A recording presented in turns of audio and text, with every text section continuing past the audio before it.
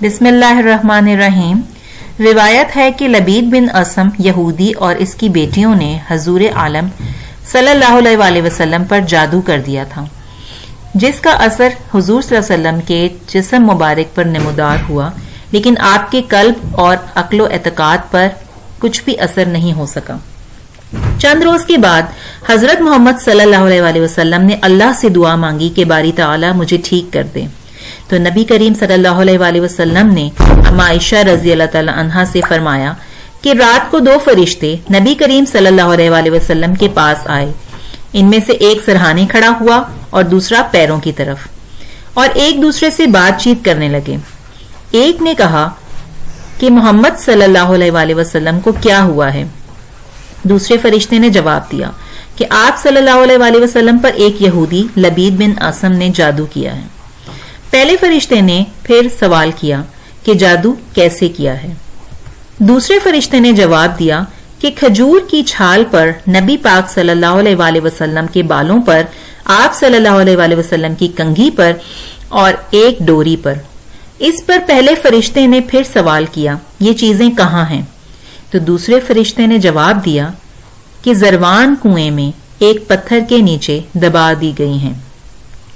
حضور صلی اللہ علیہ وآلہ وسلم اس کنویں پر پہنچے اور اشیاء برآمد کیں۔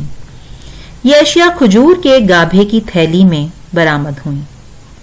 اس میں حضور صلی اللہ علیہ وآلہ وسلم کے موئے مبارک جو کنگھی سے ٹوٹے تھے، کنگھی کے ٹوٹے ہوئے کچھ دندانے اور ایک ڈوری جس میں 11 گرہیں لگی ہوئی تھیں، اور ایک موم کا پتلا جس میں 11 سوئیاں چبھی تھیں۔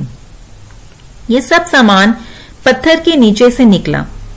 اس کے بعد قرآن مجید کی دونوں سورتیں سورۃ الفلق اور سورۃ الناس نازل ہوئیں۔ ان دونوں سورتوں میں 11 آیتیں ہیں۔ ہر ایک آیت کے پڑھنے سے ایک گرہ کھلتی جاتی تھی، یہاں تک کہ سب گرہیں کھل گئیں اور حضور علیہ الصلاۃ والسلام بالکل شفا یاب ہو گئے۔ تفسیر خزائن العرفان۔ اس کے بعد نبی کریم سرور دو عالم صلی اللہ علیہ وآلہ وسلم نے حضرت عائشہ رضی اللہ تعالیٰ عنہا سے فرمایا مجھے ایسا لگتا ہے کہ مجھے کسی نے باندھا ہوا تھا اور اب میں اچانک سے کھول دیا گیا ہوں۔ پھر جادو کا سارا سامان زمین میں دفن کر دیا گیا۔ اس کا اثر حضور صلی اللہ علیہ وآلہ وسلم کے جسم مبارک پر نمودار ہوا، لیکن آپ کے قلب اور عقل و اعتقاد پر کچھ بھی اثر نہیں ہو سکا۔ حدیث عائشہ رضی اللہ تعالی عنہا میں ہے کہ جب حضور صلی اللہ علیہ وآلہ وسلم کے گھر والوں میں سے کوئی بیمار ہوتا تو آپ صلی اللہ علیہ وآلہ وسلم ان دونوں صورتوں کو پڑھ کر اس پر دم فرماتے تھے، اور بخاری و مسلم کی حدیث میں ہے کہ حضور صلی اللہ علیہ وآلہ وسلم رات کو جب بستر مبارک پر تشریف لاتے تو اپنے دونوں ہاتھوں کو جمع فرما کر سورہ اخلاص، سورہ فلق اور سورہ ناس پڑھ کر ہاتھوں پر دم فرمایا کرتے، اور اپنے سر سے پاؤں تک پورے جسم مبارک پر اپنے دونوں ہاتھوں کو پھیر لیا کرتے تھے جہاں تک دست مبارک پہنچتے۔ یہ عمل 3 مرتبہ فرماتے۔ سورۃ الفلق اور سورہ ناس، یہ دونوں صورتیں جن و شیاطین، نظر بد، آسیب اور تمام امراض خصوصاً جادو ٹونے کا مجرب علاج ہیں۔